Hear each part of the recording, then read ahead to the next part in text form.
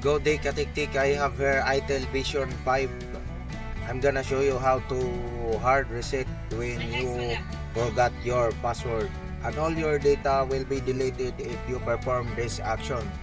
Now first, turn off your phone, long press power switch, tap power off, and then wait 5 to 10 seconds to make your phone completely off.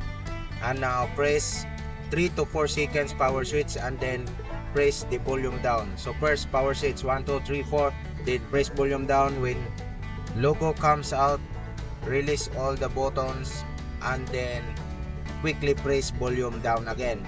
So again, 1 2 3 4, press volume down, and then when the logo comes out, release all the button and then press again the volume down.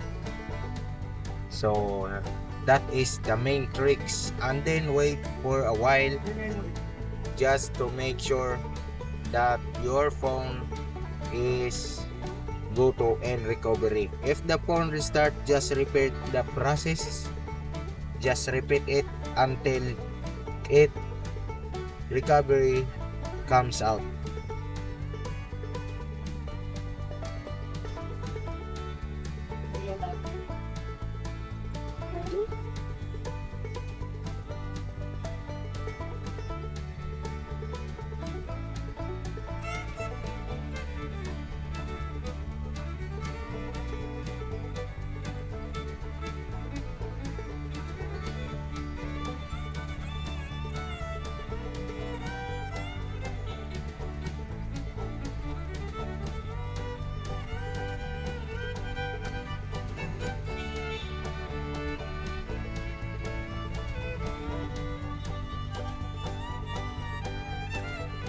Now as you can see, recovery comes out. So use volume down to go to in wipe data factory reset. So as you can see, iTel is 𝐒663. Power switch for confirmation. So here is the progress wiping data. Wiping data completely. Now reboot the system. So here is the model, S663LC. iTel 𝐶663LC. So now reboot, just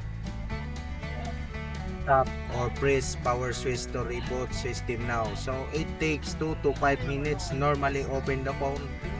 After the phone is open, you can set up until you can go to into the home screen.